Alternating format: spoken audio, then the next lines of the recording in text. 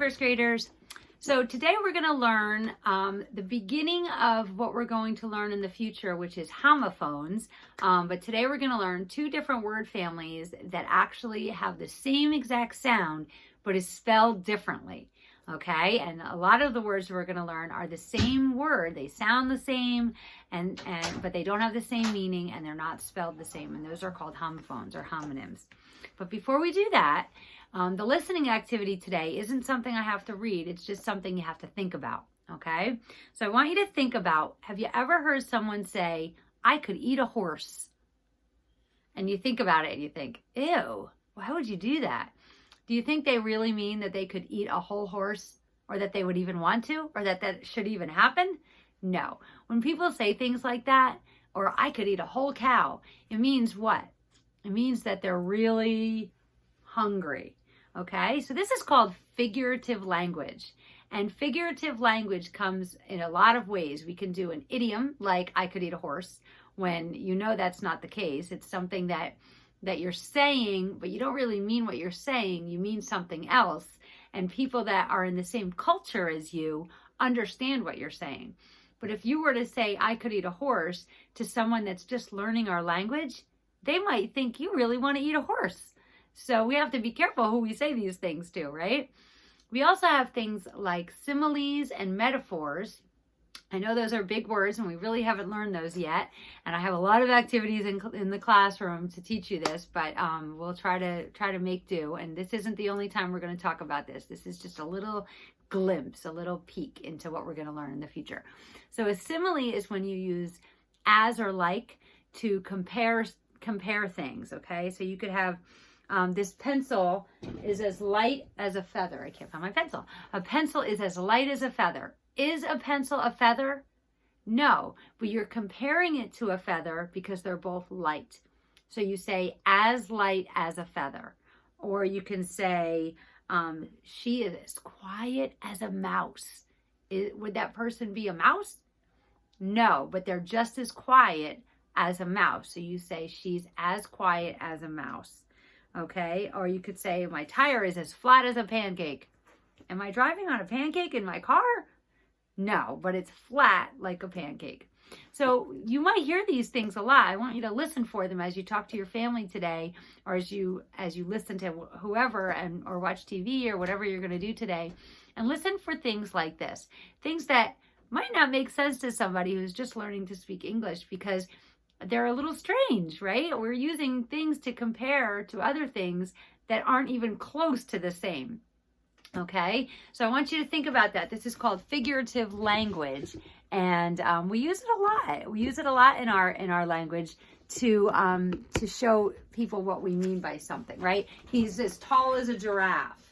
Okay, a boy would not be a giraffe, but maybe he's really tall, so he's as tall as a giraffe.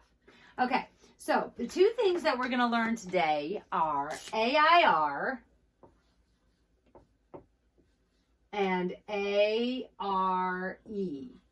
Okay, now one thing you should know right away is that these are both words, right? This is the word air and this is the word are. Okay, but in this case, both of these word family sounds say the same thing. They both say air. Okay, we know that AI says a, but it doesn't here. It says air. Okay, sort of like a little twist on the A sound. But the ARE and AR all by itself usually say R like a pirate, right? But here, when you have it in a word, when ARE is at the end of a word, it says air. Okay? So these rhyme. Air, well, they're the same thing, air and air. But words that have these will either be the same or they will rhyme. But we can't call them the same word family because they're not spelled the same. But they do rhyme. Okay? So we're going to write a few down that you can, so you can understand. Okay? So let's say mare, right? A mare is a female horse. Okay? Notice how we don't say mar, right? We say mare. We have pear. Okay, I have a pair of earrings, a pair of shoes. Okay, that's this pair. We also have P-E-A-R, which is a totally different sound that says air, but that's not one that we're going to do today. We have fair. Okay, that's like the Sussex County Fair with the rides and everything that you go to. Then we have fare, F-A-R-E, and this fare is when you pay money to go somewhere, like the fare of the flight that you go on, or when you're going on a boat, you pay a fare. It's like a fee. It's like something that you pay. Okay, so we have hair, right? Like this kind of hair, but we also have H-A-R-E, and that hair is a rabbit. Okay, so there's a lot of things that are the same, but there's also words that we don't have one of each for. Okay, but they all rhyme. Okay, we have share, right? Always a good thing to do. Share. Spare, right? A spare tire. Dare. Okay, those are all A-R-E.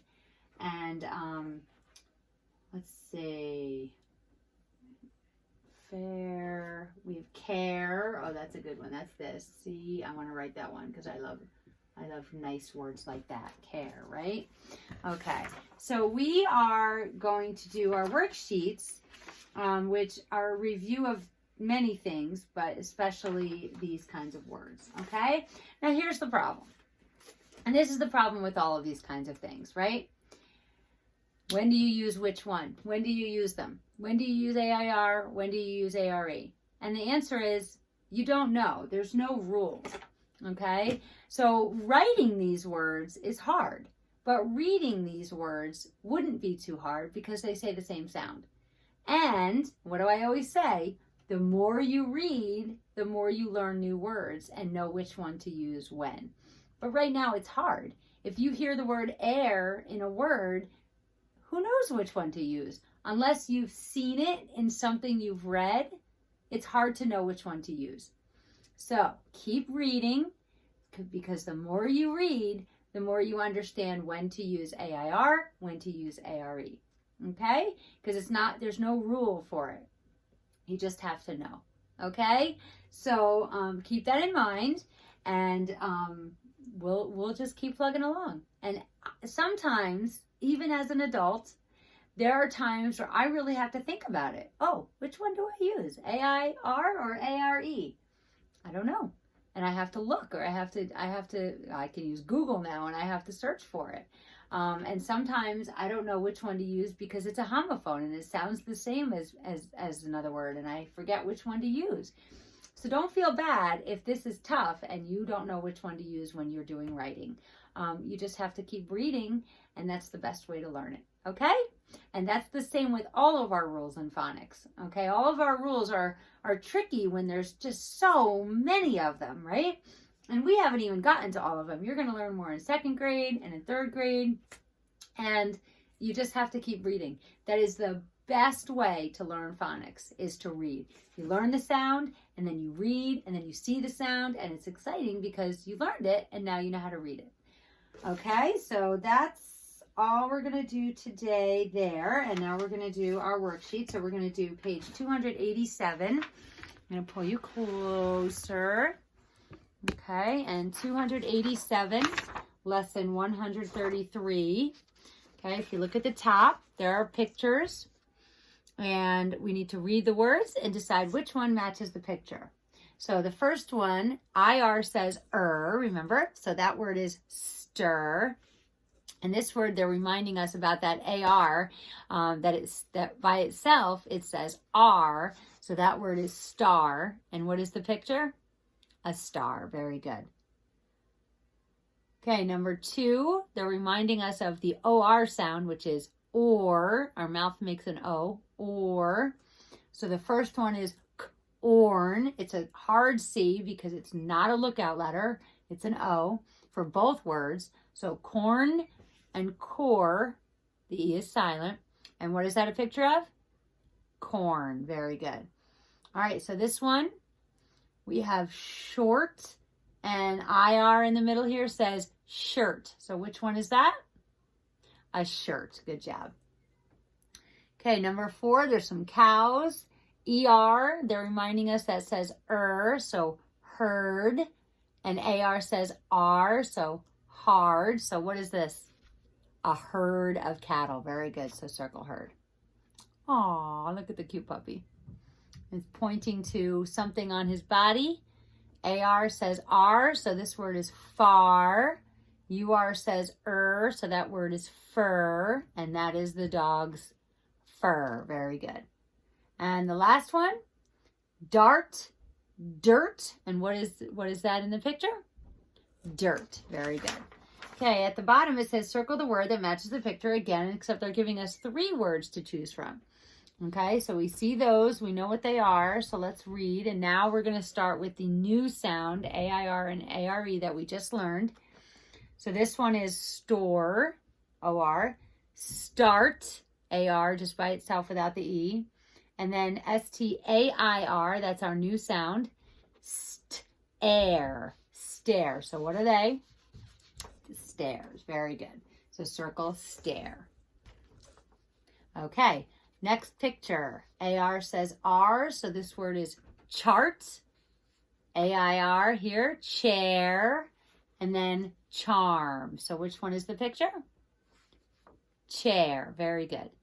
Okay, the last one, it's pointing to this part of her. So we read these words, harm, horn, or hair with our AIR. Yes, that is her hair, so circle hair. Okay, then it says use the letters ST to write a new word in the word family.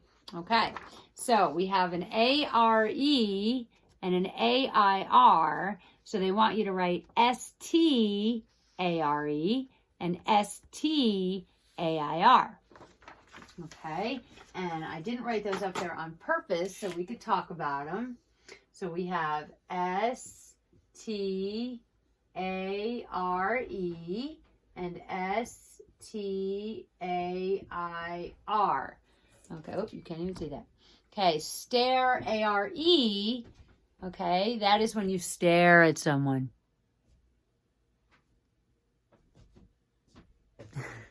Okay, that's the ARE. And then the AIR is when you have steps that go somewhere. There's a staircase or a stair way. Okay, so those are the 2 new words you're going to write. And now you're going to flip over your paper. All right, so this one says, write the word that completes each sentence. Again, as always, if you'd like to do this each one on your own and then come back and do it with me, pause.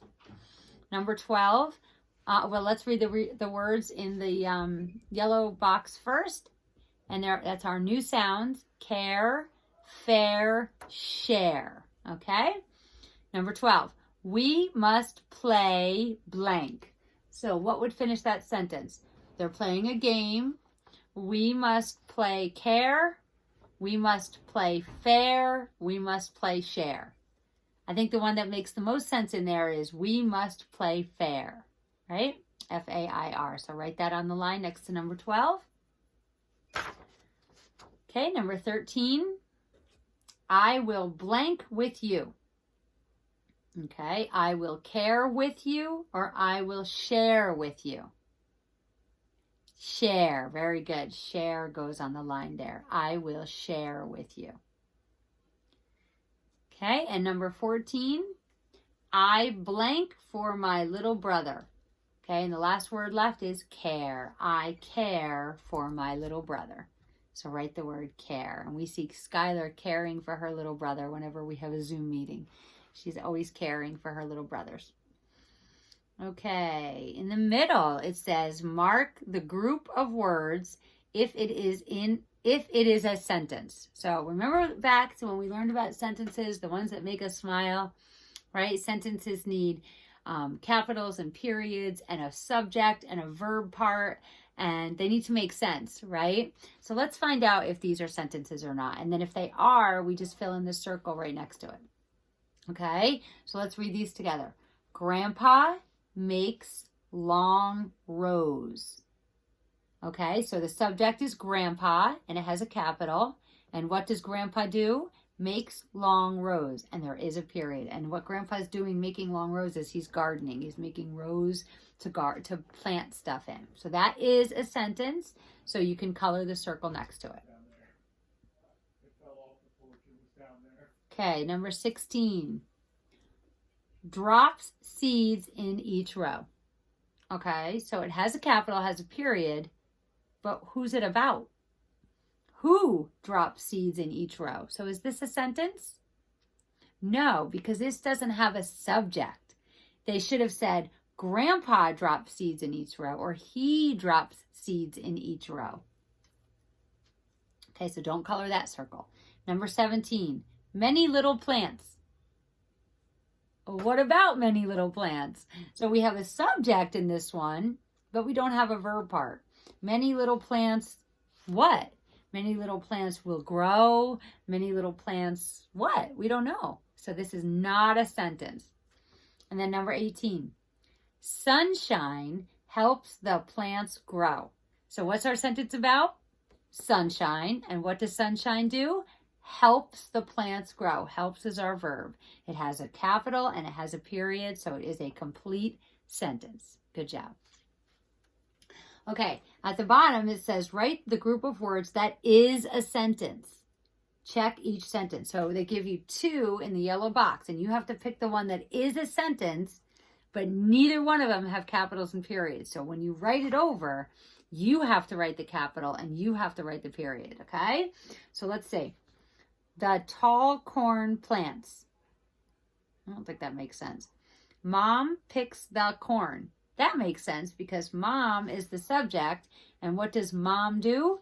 Picks the corn. In this one, the tall corn plants is a subject, but it doesn't tell what the tall corn plants do. So rewrite this sentence. Mom picks the corn. Make sure you have a capital in mom and a period at the end, and then give yourself a smiley face in the little box to show that it's a complete sentence. Okay, if you need more time on that, go ahead and pause, and I'll move on to number 20. The 2 choices are, we eat fresh corn, or grows in a field. Well, grows in a field, we don't know what grows in a field. It doesn't tell us what. There's no subject. But we eat fresh corn. We are the subject. And what do? Eat fresh corn. Eat is the verb. So go ahead and write, we eat fresh corn on the line. Make sure you put a capital W and a period at the end, and then give yourself a smiley face for making a complete sentence. Okay, if you need more time, pause. I'm just going to go over the directions for page 247, which is the one you're going to do on your own. You're going to fill in the blanks with the words from the yellow box, just like we just did. You're going to choose, this is getting tricky, right? You're going to choose which set of words is a complete sentence. So you have to read both sentences and see which one has a subject and has a verb part, so it's complete. And then write it on the line with the capital and the period for both of these. And then on the back, like we've done before, you're going to choose the word in the green box to finish the sentence. And here's the subject, the boy, and you have to choose the verb part, and you're going to look at the picture to do that. Okay? So go ahead and work on that. Send me a picture of it, or you can just wait, because tomorrow I will be coming to pick all this work up. And have a great day, and I will see you tomorrow. Actually, this is for Monday, so forget what I just said. I already picked up your work. This is for Monday. Go ahead and take a picture of it.